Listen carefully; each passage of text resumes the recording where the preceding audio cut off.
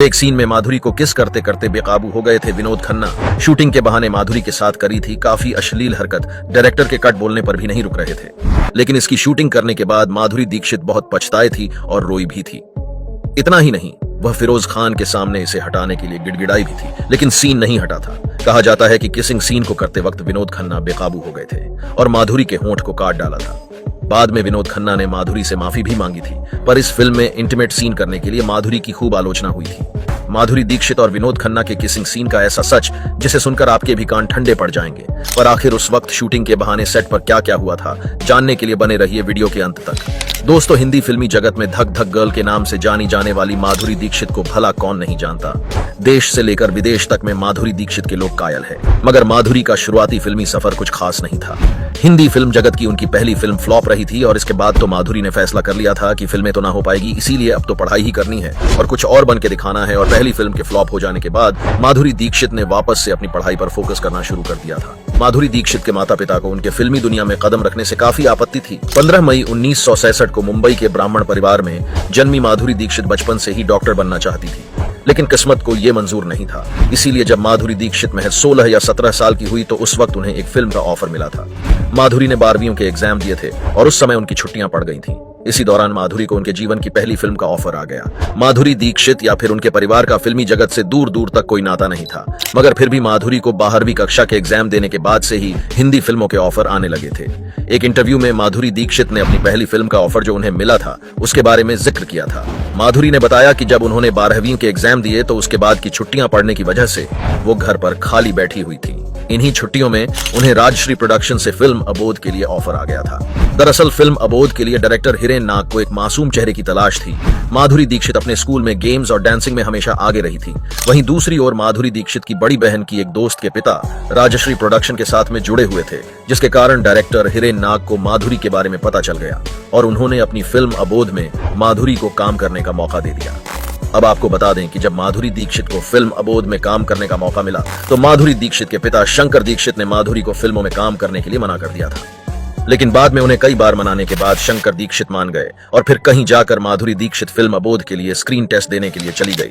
और हैरानी की बात यह रही कि पहली ही बार में माधुरी दीक्षित स्क्रीनिंग में सिलेक्ट भी हो गई। फिल्म की शूटिंग शुरू हुई और 1984 में माधुरी दीक्षित की डेब्यू फिल्म अबोध रिलीज हो गई। लेकिन दुर्भाग्यवश यह फिल्म फ्लॉप हो गई और अपनी पहली ही फिल्म के फ्लॉप हो जाने के बाद माधुरी ने दोबारा अपनी पढ़ाई पर ध्यान देना शुरू कर दिया। लेकिन इस दौरान भी माधुरी के पास लगातार फिल्मों के ऑफर आ ही रहे थे। भले ही उनकी पहली फिल्म फ्लॉप हो गई हो, मगर सभी को उनका काम बहुत पसंद आया था और यही वजह थी कि उनको लगातार फिल्मों के ऑफर आए जा रहे थे। और देखते ही देखते माधुरी दीक्षित ने हिंदी फिल्म जगत में अपना ऐसा सिक्का जमाया कि आज भी कोई उनके मुकाबले में नहीं है। फिल्मी जगत में माधुरी दीक्षित का नाम बनाने में सुभाष घाई का बड़ा हाथ रहा। भले ही वो माधुरी दीक्षित को फिल्मी जगत में ना लाए हों, मगर उन्होंने माधुरी को कुछ ऐसे मौके दिए जिनसे माधुरी का हिंदी फिल्मी जगत में अच्छा खासा नाम बन गया, यानी कि उनकी नींव मजबूत हो गई। सबसे पहले सुभाष घई द्वारा माधुरी को एक डांस सीक्वल के लिए कास्ट किया गया जो कि कर्मा फिल्म में था, मगर बाद में इस फिल्म से इस डांस सीक्वल को ही हटा दिया गया। लेकिन सुभाष घई द्वारा माधुरी दीक्षित से यह वादा किया गया कि वो माधुरी को अपनी दूसरी फिल्म में जरूर रोल देंगे। इसके बाद सुभाष घई द्वारा माधुरी दीक्षित को फिल्म उत्तर दक्षिण में कास्ट किया गया, लेकिन यह फिल्म बड़े पर्दे पर ज्यादा ना चल पाई। मगर कहीं ना कहीं सुभाष घई माधुरी दीक्षित के हुनर को पहचान गए थे, जिसके बाद उन्होंने माधुरी दीक्षित को एक और मौका दिया और माधुरी नजर आई सुभाष घई की फिल्म राम लखन में, जिसमें उनके साथ मुख्य किरदार में थे अनिल कपूर, जैकी श्रॉफ और डिम्पल कपाड़िया। ये फिल्म 1989 में रिलीज हुई थी, मगर इससे पहले ही माधुरी दीक्षित को फिल्म तेजाब से सफलता मिल चुकी थी। फिल्म तेजाब का निर्देशन एन चंद्रा द्वारा किया गया था, जो कि 1988 की सबसे बड़ी हिट फिल्मों में से एक थी।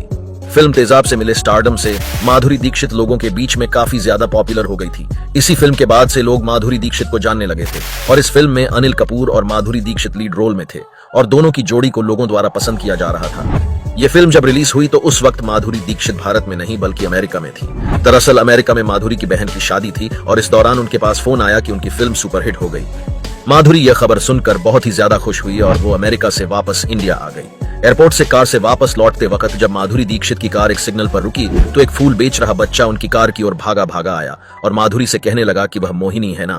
जब माधुरी दीक्षित ने एक बच्चे के मुख से अपने किरदार का नाम सुना तो वह अचंभित रह गई, क्योंकि इससे पहले माधुरी दीक्षित को कोई भी नहीं पहचानता था। माधुरी ने बच्चे को बताया कि हाँ, वही मोहिनी है। और इसके बाद उस बच्चे ने माधुरी दीक्षित को एक कागज दिया और उनसे उनका ऑटोग्राफ मांगा। आपको बता दें कि यह माधुरी दीक्षित की जिंदगी का पहला ऑटोग्राफ था जो उन्होंने एक बच्चे को दिया था। इस बात का खुलासा खुद माधुरी दीक्षित द्वारा अनुपम खेर के एक शो में किया गया था। माधुरी दीक्षित द्वारा यह भी बताया गया कि उस वक्त उन्हें असल में एक स्टार होने का एहसास हुआ था।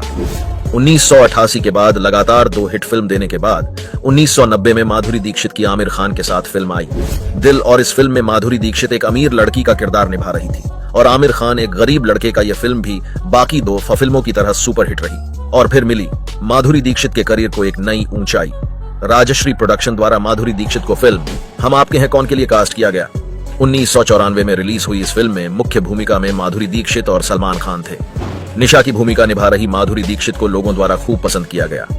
वहीं इस फिल्म को भारत में तो पसंद किया ही गया, साथ ही विदेशों में भी इस फिल्म को खूब पसंद किया गया और यही कारण रहा कि इस फिल्म ने वर्ल्ड वाइड भी सबसे ज्यादा कमाई की।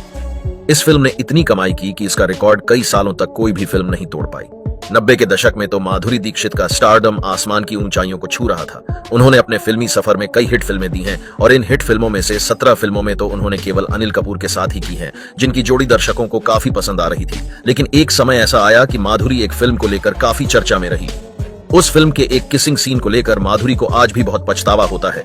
दरअसल बॉलीवुड कलाकारों को फिल्मों में न केवल एक्शन थ्रिलर जैसे सीन करने पड़ते हैं, बल्कि कई फिल्म में उन्हें इंटीमेट या किसिंग सीन भी करने पड़ जाते हैं। ऐसे ही एक सीन ने 80 के दशक में बॉलीवुड में हड़कंप मचा दिया था, जिसमें विनोद खन्ना और माधुरी दीक्षित थे। 21 अक्टूबर 1988 को रिलीज हुई फिल्म दयावान में विनोद खन्ना और माधुरी दीक्षित लीड रोल में थे। इस फिल्म के एक सीन ने तहलका मचा दिया था।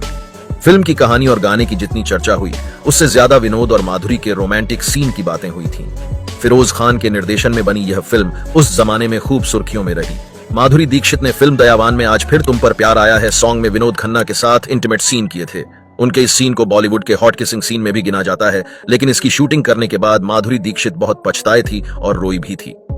इतना ही नहीं, वह फिरोज खान के सामने इसे हटाने के लिए गिड़गिड़ाई भी थी, लेकिन सीन नहीं हटा था। कहा जाता है कि किसिंग सीन को करते वक्त विनोद खन्ना बेकाबू हो गए थे और माधुरी के होंठ को काट डाला था।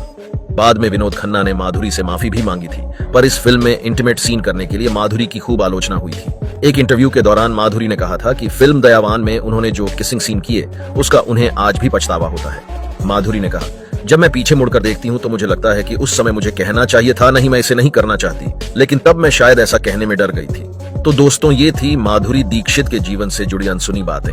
आपको माधुरी दीक्षित की कौन सी फिल्म सबसे ज्यादा पसंद है? नीचे हमें कमेंट सेक्शन में कमेंट करके जरूर बताइए।